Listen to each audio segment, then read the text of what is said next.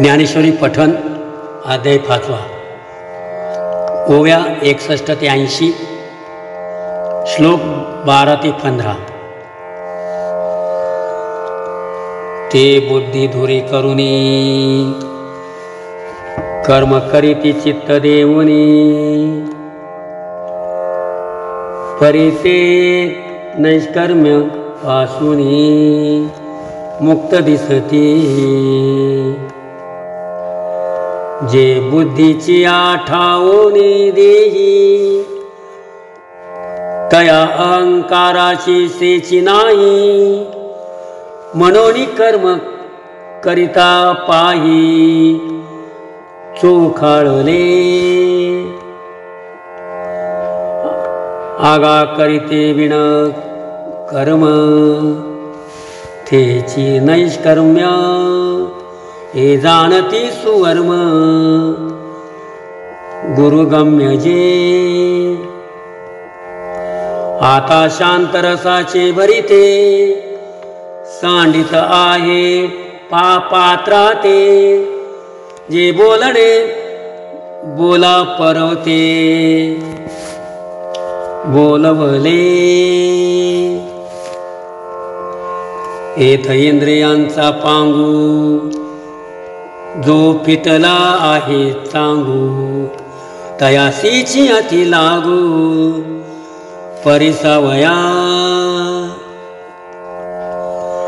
हे असो अति प्रसंगू न संडीपा कथा लागू होईल श्लोक संगती भंगू म्हणूनिया।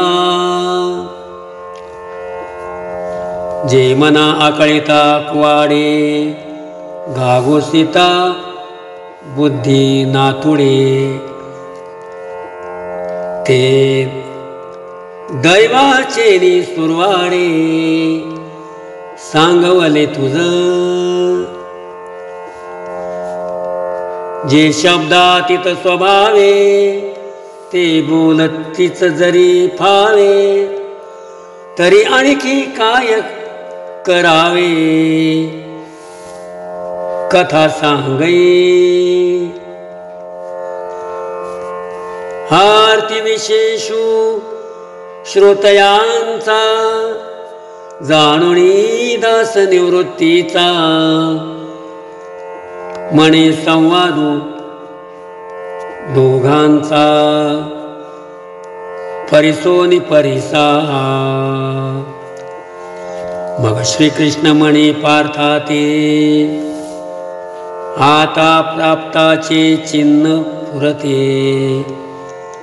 सांगैन तुझ निरुते चित्त देई।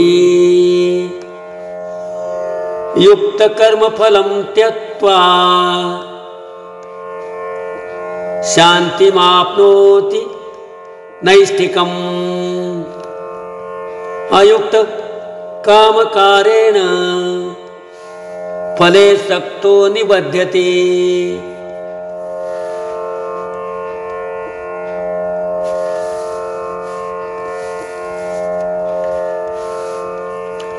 तरी आत्मयोगे आतिला जो कर्मफळाशी विटला तो घररी गोनी वरिला शांती जगी। एरू कर्मवन्य किरीटी अभिलाषाची आगाठी कळासला खुंटी फळभोगाच्या। सकर्माणि मनसा संन्यस्यस्ते सुखम वशी। नवद्वारे पुरे देही नैव कुर्वन् कारयन्। जैसा फळाची फावे तैसे कर्म करी आगवे। मग न किजेची येणे भावे उपेक्षिजो तो जयाकडे वासु पाये तेवते सुखाची सृष्टी होय तो म्हणे ते तर आहे महाबोधू नवद्वारे देही तो असतुची परी नाही करी तुची न करी काये फलत्यागी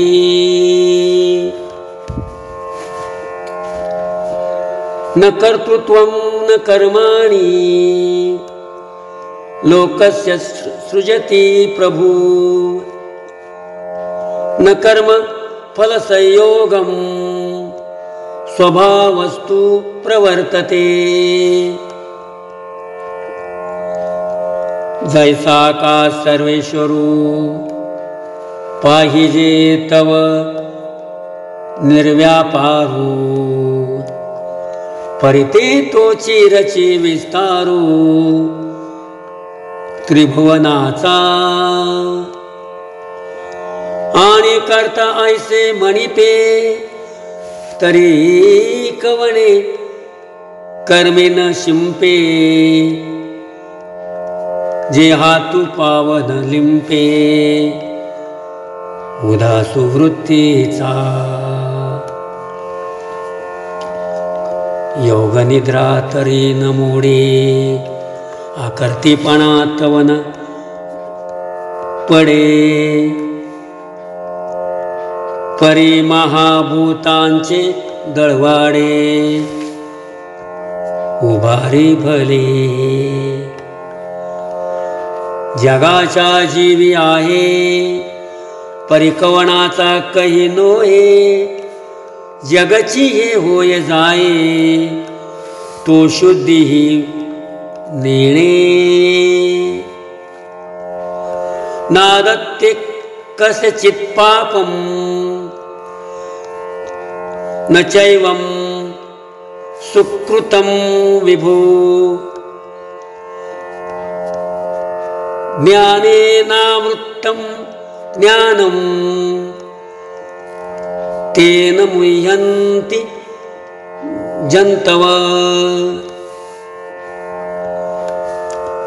पाप पुण्याचे आशेषे पाशीची असतू न देखे आणि साक्षी ही हो न ठके येरी गोठी कायसी राम कृष्ण हरी